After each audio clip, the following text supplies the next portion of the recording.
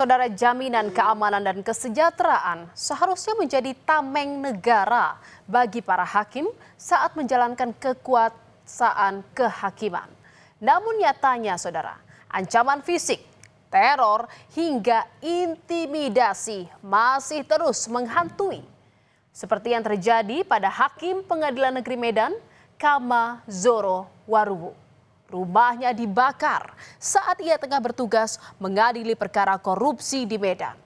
Tak ada yang menyangka pelaku pembakaran adalah orang terdekatnya, yakni mantan sopirnya sendiri. Ada yang mau sampaikan nggak sama bapak sama ibu di sini? Bilang dulu, mereka dengar. Ada yang mau sampaikan nggak? Supaya kita clear. Karena nggak enak kita di media. Saya nggak ada sama menyakiti Ibu kalian. tak kejam loh. Bahkan kalau kita sama-sama di mobil, saya sering curhat, benar nggak? Iya. Tersangka pembakaran yang juga merupakan mantan sopir Hakim Pengadilan Medan, Kamazo Waruwu, menangis dan berulang kali meminta maaf kepada sang hakim saat rekonstruksi kasus digelar di Kompleks Taman Harapan Indah Medan, Sumatera Utara. Tersangka memohon maaf kepada Kamozaro dan istri dan mengaku khilaf atas seluruh perbuatannya. Dari hasil rekonstruksi terungkap, tersangka telah merencanakan aksi jahatnya untuk mencuri harta benda milik mantan majikannya tersebut.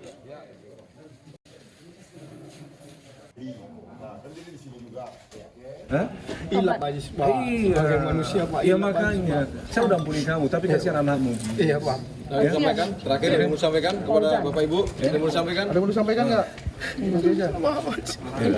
Bertobat lagi ya. Ya, ingat. Saudara, aksi pembakaran ini terjadi pada 4 November 2025 lalu. Hakim PN Medan, Kamozaro Waruwu, mendapatkan informasi rumahnya di Komplek Taman Harapan Indah Kota Medan terbakar saat dirinya tengah memimpin sidang. Saat api mulai terlihat, warga langsung menghubungi dirinya. Ia sempat merasa syok dan saat pulang ia mendapati rumahnya tinggal puing. Rumah korban terbakar pada Selasa 4 November pukul 11 siang, saudara. Kebakaran terjadi saat rumah korban dalam kondisi kosong. Dan belakangan diketahui tersangka yang merupakan mantan sopir korban telah merencanakan pembakaran ini. Saat tahu rumah dalam kondisi kosong, ia pun langsung beraksi, mengambil barang berharga dan membakar rumah untuk menghilangkan jejak.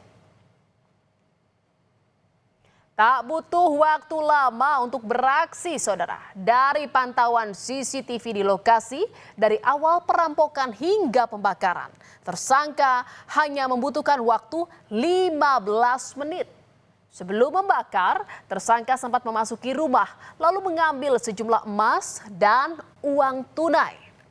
Akibat kebakaran tersebut, sejumlah dokumen penting yang dimiliki korban hangus terbakar. Dan saudara, terbakarnya rumah Hakim Pengadilan Medan ini sempat menjadi bola panas karena Hakim Kamozaro tengah mengadili beberapa kasus di Pengadilan Negeri Medan. Sebelum rumahnya dibakar, ternyata korban juga sering mendapat teror, saudara. Ia sering mendapatkan telepon misterius yang datang dari nomor berbeda-beda.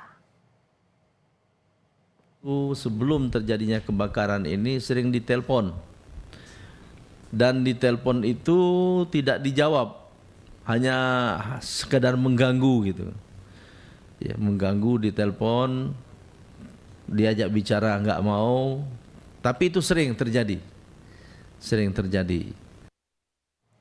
Kebakaran yang terjadi di rumah Hakim Kamozaro pada 2 November 2025 terjadi sesaat jelang sidang kasus korupsi pembangunan jalan di Sumatera Utara, saudara. 2 terdakwa dari kasus ini dituntut 3 tahun dan 2,5 tahun penjara karena terbukti menyuap mantan Kepala Dinas PUPR Sumatera Utara Topan Ginting sebesar 4 miliar rupiah.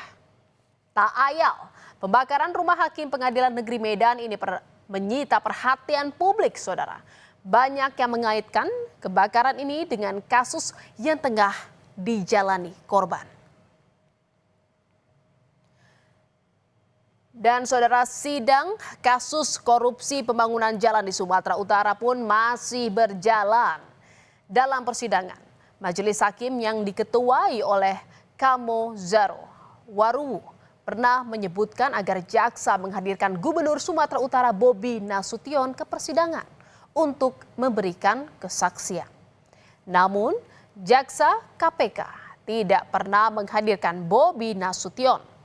JPU memastikan belum ada kaitan gubernur dengan kedua terdakwa sehingga belum perlu dilakukan pemanggilan. Bobi Nasution memastikan siap hadir jika ada surat panggilan.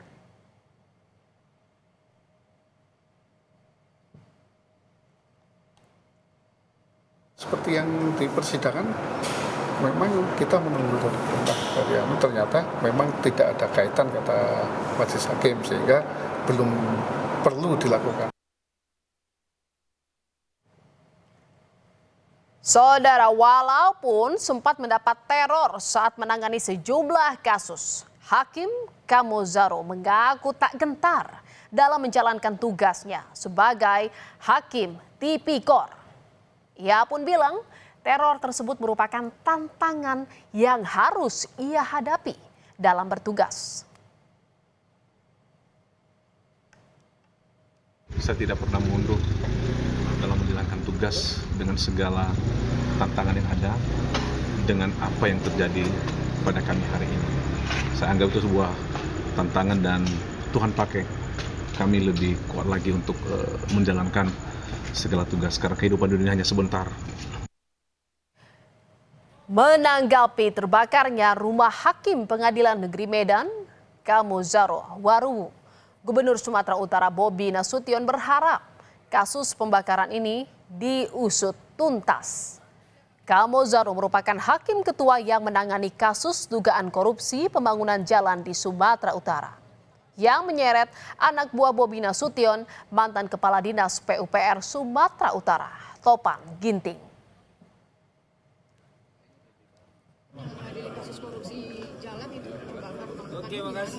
Kalau dibakar, mudah-mudahan segera ditangkap.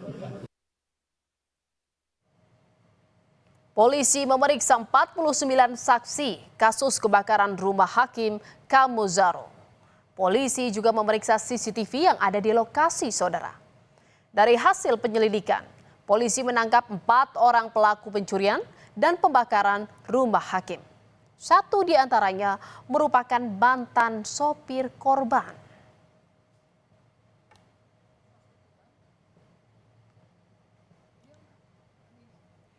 4 orang ditetapkan sebagai tersangka dalam kasus pembakaran rumah Hakim Pengadilan Negeri Sumatera Utara Kamo Zaro Waruwu.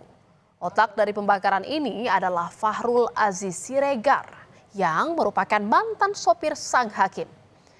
Polisi menyebut motif pelaku melakukan pembakaran lantaran sakit hati dan dendam dengan korban. Sudah diakui oleh tersangka maupun saksi dan disaksikan oleh JPU. Kita tadi mendengar ada sakit hati dan segala macam, itu bagaimana? Ya itu kan tidak masuk dalam ranah itu pribadi. Itu dikatakan tersangka sebagai motif dia beraksi. Saudara, jaminan keamanan bagi hakim pada saat menjalankan tugas di ruang sidang maupun pada saat berada di luar pengadilan harus dijamin negara. Jaminan keamanan bagi para hakim harusnya menjadi prioritas, saudara.